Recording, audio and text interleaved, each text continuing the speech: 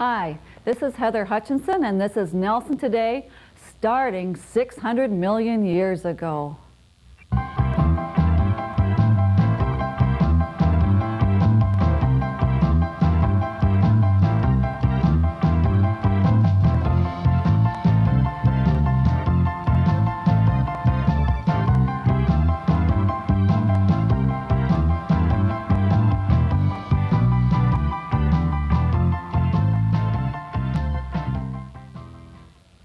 Well, as many of you know, earthquakes have been big in the news this past week. But maybe many others of you don't know that we have an earthquake fault, or a fault, here in the Kootenays. And this week we've asked Leslie Anderton, geologist, professor, and teacher from Selkirk College, to come and speak to us about what's going on here in the Kootenays. Welcome, Leslie. Maybe you can tell us a little bit about what's happening here in the Kootenays and a little bit about yourself. Well, one of the things is that the faults here, I don't think we have to worry too much about them because most of them are over 50 million years old. Now, there is a line of weakness there. There might be, some shaking, but I don't think we're going to get anything major like they're predicting, for instance, for the West Coast, for Vancouver, the Lower Mainland, and Victoria, and Vancouver Island. I think we're fairly safe. But the sort of situation that exists now in the Lower Mainland, this was the situation here about 150 million years ago. And again repeated probably about 70 to 50 million years ago. So there is a fault here in the Kootenays, right? Yes, there is. There's a major fault that on the surface appears just on the east shore of Slocan Lake, and I'll show you where it is on the slides later. And then it dips deep down, and it goes deep beneath Slocan Lake, right under Kootenay Lake and under the Purcells. And it goes down at least 35 kilometers. Oh my. So, I mean, in recorded time, have we had any kind of earthquake tremors here? We've had tremors, but I don't think they've necessarily been associated with that particular fault. We had a tremor in, I think it must have been 1983, and this was due to some shaking in Idaho. And several people felt it that morning, but not everybody did. We didn't actually feel it, but a lot of people in Castlegar and Nelson did. But that had really nothing to do with what's right here? No, I don't believe it did. Okay, and so, I mean, do you have any idea when maybe the last tremors were felt? I mean, was this millions and millions of years ago in this area? The last major tremors, I would suspect, probably would be about 50 million years ago. Now, there may have been other, minor ones since, say, something like 5 or something like that on the Richter scale, but probably nothing any greater. Maybe 6.5, perhaps the biggest. I see, but that happened a long time ago. No, the 6.51, when they were building the Revelstoke Dam, they engineered the dam to take that one into account because they thought it was one that had shaken this area, but this is not sort of recognized as a major earthquake area. I see. And are you or a group of people now in the process of studying this fault here? The only reason I'm sort of interested in it is in trying to explain the geologic history of the area. Now, the Geological Survey of Canada, in conjunction with people from the United States as well, are doing a whole series of transects right through the Earth's crust to try and find out what the subsurface structure is like. Because this is the decade of North American geology. And they're hoping to publish a whole lot of information. And what they did in 1988, they did a whole series of seismic profiles right through this area. And in that seismic profile, they detected the Slocan Lake fault going right down underneath Kootenay Lake and down into the Purcells and perhaps even offsetting the base of the crust a little. I see. So this is a very, very, very deep fault. Well, it starts at the surface and then goes down at least 35 kilometers. At least that's what they think it is. I mean, it's hard to interpret what's there because nobody ever gets down to see it. But there is something that's showing up as a seismic reflector, and they believe it's the actual fault. So Leslie's brought us some slides, and they'll show us the area. Maybe we could get started on those slides right now, and we'll be able to see. Yeah, the first slide shows us what our area would have been like about 600 million years ago. And what this shows us is that 600 million years ago, this was an area of beautiful sandy beaches. You'll have to forget the vegetation. This is actually Long Beach, but 600 million years ago, Nelson was the very edge of the North American continent. The rest of British Columbia was way out in the Pacific. And, you know, we didn't have to worry about it. This was the edge of the continent. Uh-huh. Now, the evidence for those beautiful sandy beaches, you can see on the next slide? on the next slide. Okay. We'll take a look at the next slide. And here in the Three Sisters Range, just above Panther Lake, just southeast of Salmo, is lots of a very hard rock called quartzite. This is the stone that Iris Barkan sells in the Kootenay stone quarry. And this was all laid down in this beach between about 600 and 500 million years ago. Mm-hmm. And then after that, the next slide should show us the geology of BC. And when we look at the geology of BC, what you notice is that our area shows up as a small reddish patch. And this is the area of the Columbia Mountains. Then if you look at where the pale yellow is, that's the part that crashed into North America somewhat later. See, basically what happened was this was the very edge of the continent, and so we had these nice sandy beaches and then limestones forming. And about 200 million years ago, North America broke away from the other continents. At one time, all the continents were joined into one huge landmass. And North America started to move west. Oh, can I just ask this quick question? Is that why we find fossils, sea fossils sometimes in the mountains here? Yes, that's right, yeah. Because Okay. this was, in fact, you know, mostly sea. Because as the land was worn down, the sea sort of came over it. So if you like, this was the continental shelf at one time. Yeah. We'll go on to the next slide now. Slide changing is going too slow. All right, this one shows us what happens when North America is moving westwards. And as it moved west, it collided with ocean material, and the ocean material moving east. So what happened was the ocean material, or the ocean plate as we call it, was much heavier than the continental plate, and so the ocean plate sank. And when it sank, parts of it melted. And you can see it partially melting there. Yeah. And you can see molten rock rising to the surface to form a chain of volcanoes. And this was when the rocks of the Rossland volcanics were formed about 190 million years ago. Okay. And, you know, that accounts also for quite a bit of our mineralization as well. Hmm. And then as it continued to move west, what we started off with was a nice chain of volcanic islands. And the volcanic islands we should be able to see in the next slide. Oh no, what we're seeing instead is the volcanic rock. It's that green, greyish-green rock that you can see on the highway from Nelson going down to Salmo. So this was rock formed in volcanic islands about 190 million years ago. Oh my. You know, these are islands just offshore. And so here you can see an artist's impression of what it was like at that time. Now we know there are islands because we do find a few fossils in the rocks locally as well. Oh, I see. So that's how we know it was marine. Hmm. And then as North America continued to move west, it overrode the ocean plate that was sinking, so it was overriding it, and instead of getting volcanoes, we then got huge masses of granitic rock being formed. Next one. And if we look at the local geology map, what really shows up is the tremendous amount of pale pink. And all of the pale pink on that map is all granitic rock, just masses and masses of it. Because what's happening is that as the plate goes down, you get melting, and the granitic rock rises into the crust and solidifies as a huge mass of granite. You know, much of the rock that you see around Nelson is granite. As you're coming into Nelson from Castlegar, the speckled rock is all granite. Oh, I see. Huh. Yes. Okay. And so with the intrusion of the granite, here you can see what it looks like. Very often, after years of weathering and erosion, it's exposed at the surface, and as you can see, it peels off in big slabs.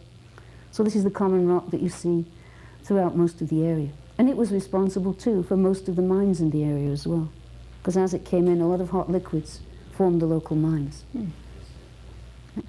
And here you can see the granite exposed in some of the road cuts just outside Castlegar, and you can see how it's weathering. And as we're moving west, you're getting the ocean plate sinking. Now, what eventually happened was that there was a piece of continental material, and this piece of continental material was what is now the interior plateau. And the piece of continental material collided with North America, and this area was right in the middle of everything. So this area got completely squeezed up, forced up, and formed a very high mountain range. And what you're looking at there is the ancestral Columbia Mountains, probably formed about 150 to 130 million years ago. So that's the ancestral Columbia Mountains. They supplied all the rocks, in fact, to Alberta, where the dinosaurs are now. Huh, okay. Thanks. And here you can see in diagram form basically what was happening. You can see the Kootenay Trench there. Do you see it in the upper part of the picture? And you can see North America's moving west. You can see the interior plateau, or the Okanagan subcontinent, if you like, moving eastwards. And then notice they collide. And notice where we are. We're in what we call the Kootenay Arc. And all the rocks of the Kootenay Arc got mangled and mashed up and really bent around. And at that time we got a huge mountain range. Probably a mountain range as high, perhaps, as the Himalayas. But this would be between about 150 and 130 million years ago. And then once the Okanagan continent was welded on, then the plate continued to move westwards. And we got a new trench developing just to the west of the Okanagan, and colliding with more ocean material.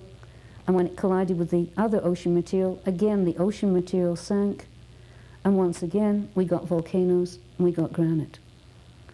And eventually, and the next one I think perhaps shows this, eventually what happened was that North America slammed into what is now Vancouver Island and the Queen Charlottes.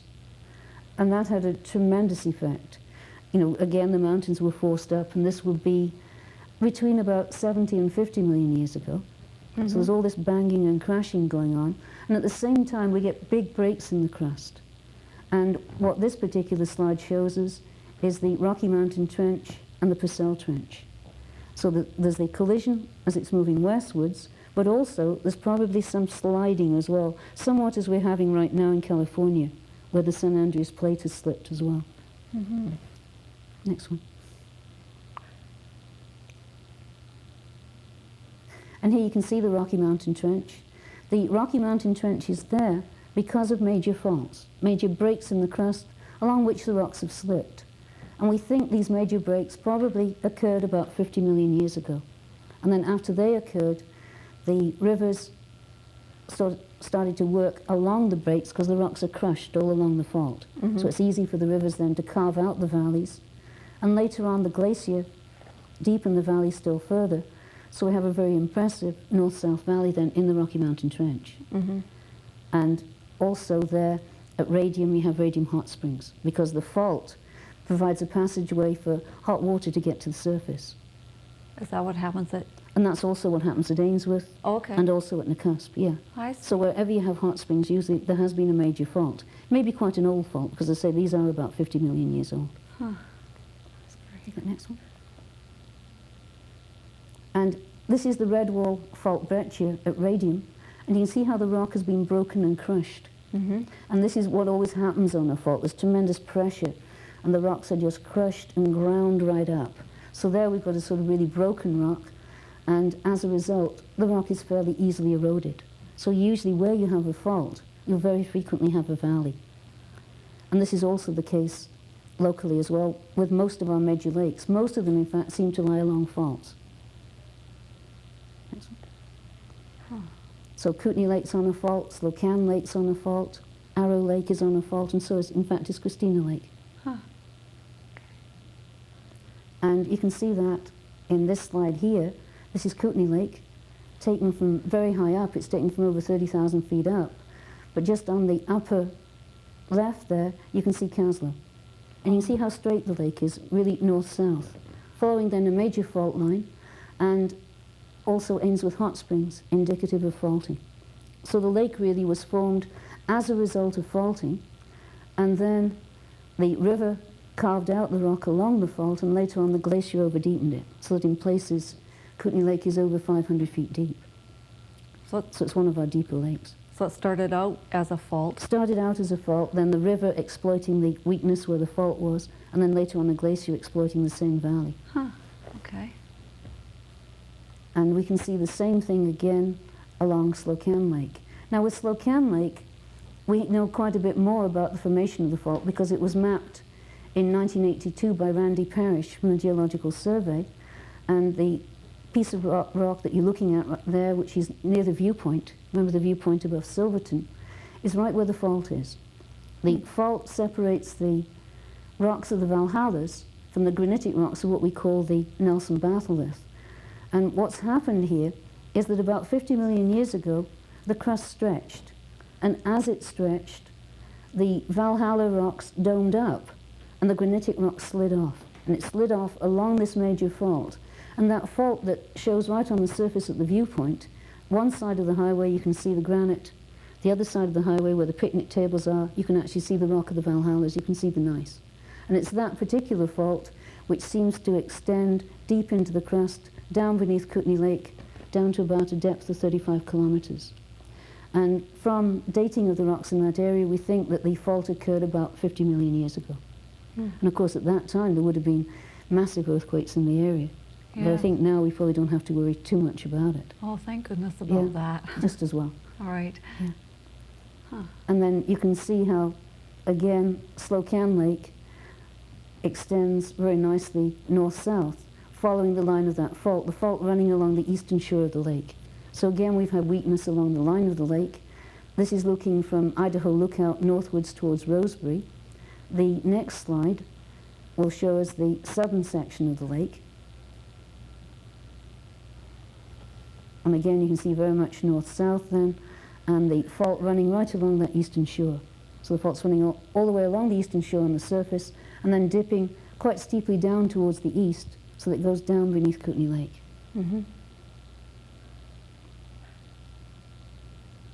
And we see the same thing with the Arrow Lakes. The Columbia River Fault controls pretty well the position of the Columbia River and the Arrow Lakes. And we think the Columbia River Fault was formed, well, this is something even more mind-boggling. They think that the Selkirks and the Selkirk Mountains and the rocks of the Selkirks once lay, in fact, to the west of the Monashees. You know, the Monashees are the ones which now lie west of Arrow Lake. They think the Selkirks once lay west of those, and during one of the plate collisions, they think that the Selkirks were thrust right over the top of the Monashees and then came into position along the line of the fault along the Columbia River. Would one of these collisions happen over a long period of time, or would this be cataclysmic? It would happen? No, it would happen over a long period of time, but there would be cataclysmic events like earthquakes going on at the same time. Right. But it will probably take place over several million years. Several million years? Yeah, very likely. Wow. Yeah. Because, you know, if you look at the Cascade Mountains, you know, Mount St. Helens, Mount Rainier, Mount Baker, most of those have been formed during the last 2 million years, and the mountain building there is still going on.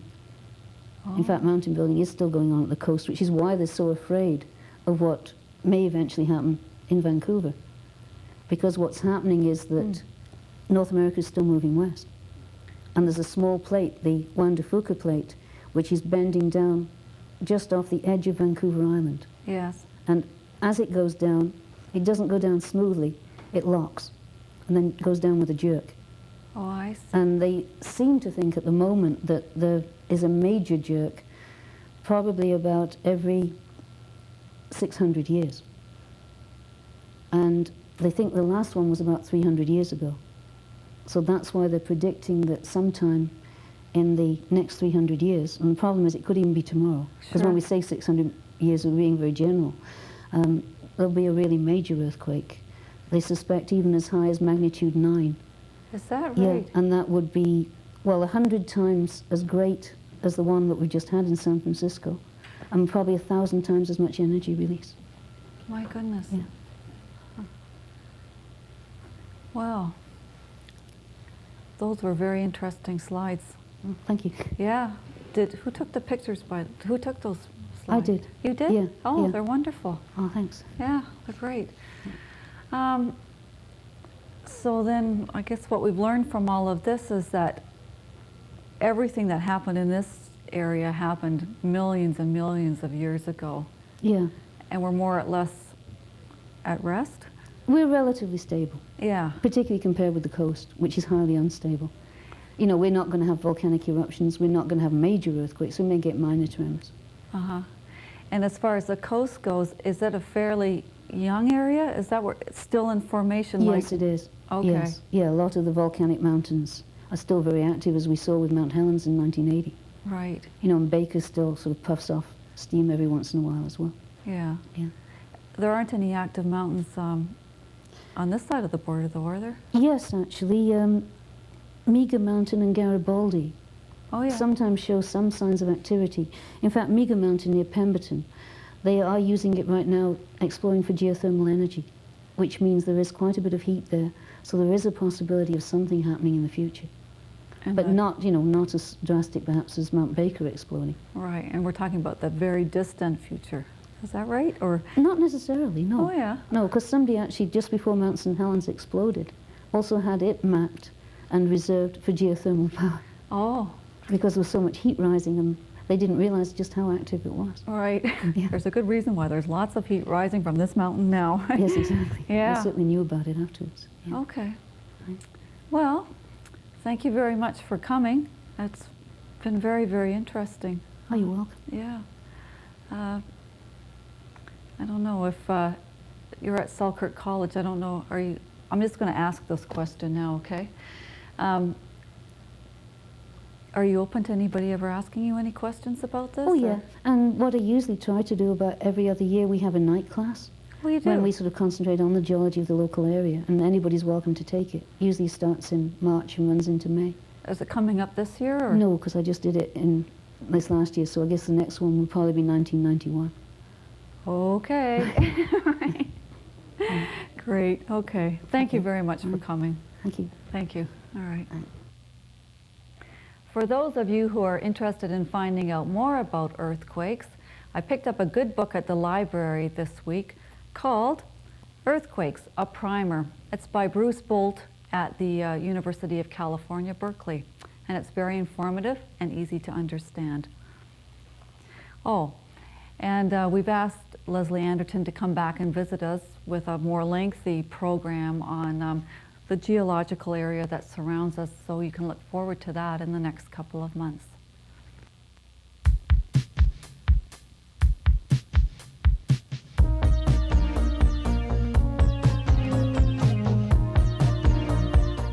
Today was about, we had a council of about 4 or 5 speakers that came together inside of the table and discussed different issues on the environment. And listening to them, it was kind of neat to get different points of view from the different people. They all have sort of different responsibilities in Canada for the with the environment, and they all have different points of view and ideas. Cynthia Pollock-Shea and Monty Hummel are a couple of the speakers there that I've heard of before, and I've listened to both of them workshops they have in the rooms upstairs, and they've both been really good, and they seem like they know their stuff. Hi. Hello, What's your name? Norris Bick, And you're from CBC in Calgary? CBC Calgary. And you're the MC for the environmental conference here. Get high on nature. And how do you feel about the conference so far? Well, I've been high ever since it started, and now I'm becoming exhausted. Are you familiar with Nelson? I was here many, many years ago when my cousin and her husband were here for a brief visit. Beautiful, beautiful setting. How do you like the people? People are wonderful. People are more environmentally conscious here than I have noticed most other places. We got a watershed in our hands. We got the whole world in our hands. We got the whole world in our hands. We got the whole wide world in our hands. We got the whole world in our hands. We got the whole world in our hands.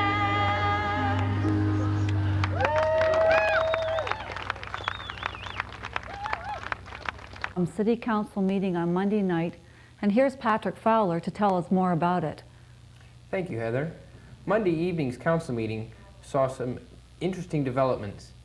Ean Gower announced his resignation from council. Here we'll see a clip from that meeting. With much regret, I must ask you to accept my resignation from Nelson City Council, effective midnight tonight, the 23rd of the 10th, '89. Please accept my apologies for such short notice, but effective October the 30th, 1989, I've been appointed to the position of government agent in Prince Rupert. I've enjoyed my 2 years on this term as an alderman as much as my first term, and hope I've been able to make a positive contribution to the city of Nelson. I wish you and your council well for the future. Thank you. I move that we receive with regret. Second. And I'd like to apologize to the taxpayers for causing yet another election. It really wasn't my intent. Patrick, I guess this does mean a new council election very shortly? Yes, the next date of the next by-election will be announced at the next Monday's council meeting. So, and when I spoke to the city administrator this evening, he said that this was the first time in his 15 years as city administrator that there had been a by-election, and which will make the first time that there have been 2 by-elections. Probably all within about a month or so? Do you have any knowledge of that? Well, I don't know. They didn't. That wasn't discussed this evening. When I asked him what he thought it would cost, he wasn't sure what it would cost. He guessed that it might cost an extra $3,000 or $4,000. But as Ean Gower said this evening, that it was uncontrollable, and he regretted that it was going to be an extra expense for the taxpayers. Okay, thank you very much, Patrick. And now let's take a look at the rest of Shaw Cable programming after Nelson. Today, you'll see a new show called New Age, Dark Age. A look at New Age and its effect on society. Hosted by Prem Gatha and Charles Jeans.